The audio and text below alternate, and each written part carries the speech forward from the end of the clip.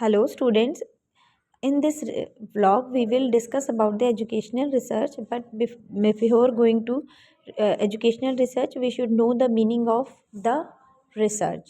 Research is made of two words, re plus search. Re means again and again, and search means to find something new.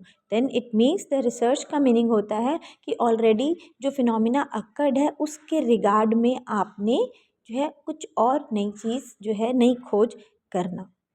ठीक है, तो जैसा कि आप पहला पॉइंट देख रहे हैं कि research is the search of knowledge, means कि रिसर्च में हम किसी नई चीज़ नॉलेज को सर्च करते हैं। It is an act of scientific investigation.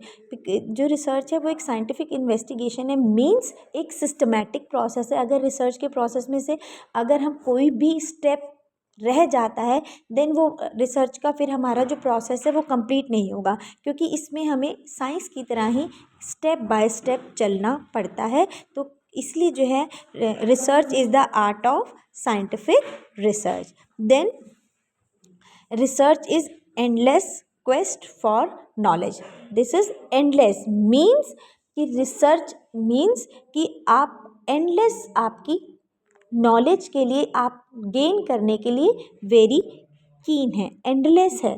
ठीक है, तो कहने का मतलब है कि कोई भी अगर एक फिनोमिना है तो उसके बारे में हम एक बार रिसर्च कर सकते हैं, दोबारा कर सकते हैं, बार बार कर सकते हैं, again and again we can search, means उसमें हम एंडलेस नॉलेज जो है वो कलेक्ट कर सकते हैं। Then it is unending search for truth because it is based on the scientific method। तो scientific method में हम कोई भी चीज़ को तभी एक्सेप्ट करते हैं जब उसका कॉज एंड इफेक्ट रिलेशन होता है, जब हमारे पास कुछ प्रूफ होता है। तो इट मीन्स जब हमारे पास किसी चीज़ का प्रूफ है then it is based on truth. तो जो रिसर्च है वो भी आपकी जो है वो अनएंडिंग सर्च फॉर ट्रुथ है, जो है हमें जो भी, क्योंकि जो रिजल्ट्स हमारे फाइंड आउट होते हैं वो हमारे जो किसी इन्वेस्टिगेशन कुछ इंटरप्रिटेशन के बेस पर जो है फाइंड आउट होते हैं, तो उसके पीछे हमारे पास कोई ना कोई लॉजिकल रीज़न रहता है। इसलिए जो है रिसर्च को हम ट्रुथ की कैटेगरी में इंक्लूड करते हैं। Then it is movement from the known to the unknown, जो कि हमारा टीचिंग का एक मैक्सिम भी है, नोन टू अननोन। तो वो भी आपका जो है रिसर्च पर एप्लीकेबल होता है, क्योंकि हम रिसर्च में अगेन सर्च करते हैं किसी पर्टिकुलर फिनोमिना को लेकर। तो जो ऑलरेडी नॉलेज गेन है उससे हम कोई नई नॉलेज को गेन करते हैं। डिफरेंट एजुकेशनिस्ट ने रिसर्च की अपनी अपनी डेफिनेशंस दिए हैं, लेकिन जो हम अपनी स्क्रीन पर देख रहे हैं ये advanced learner dictionary of current English में जो रिसर्च की डेफिनेशन है, it is a careful investigation or inquiry through search for new facts in any branch of knowledge. जैसा कि अभी हमने डिस्कस किया है कि ये केयरफुल इन्वेस्टिगेशन है। Careful investigation means it is a scientific method or inquiry, या फिर इंक्वायरी भी कर सकते हैं।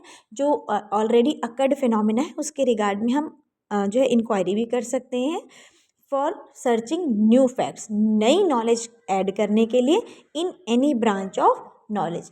किसी भी नॉलेज की बहुत सारी ब्रांचेज हैं, उनमें से किसी भी ब्रांच में आप जो है वो जो है न्यू फैक्ट्स फाइंड आउट कर सकते हैं। तो रिसर्च जो है वो एक careful investigation to find out new knowledge है।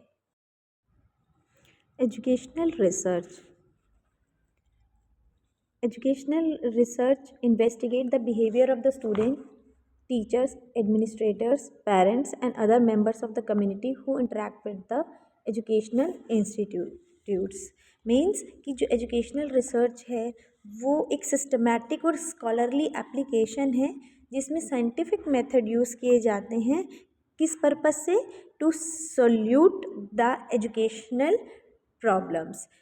और प्रॉब्लम्स किससे रिलेटेड होती हैं? जो behaviour of students, teachers, administrators, parents and any other stakeholders जिनका एजुकेशन की फील्ड में जो इंटरेस्ट रहता है, उन सब के रिगार्ड में सभी एस्पेक्ट्स के जो है रिसर्च जो है वो एजुकेशनल रिसर्च के अंडर की जाती है।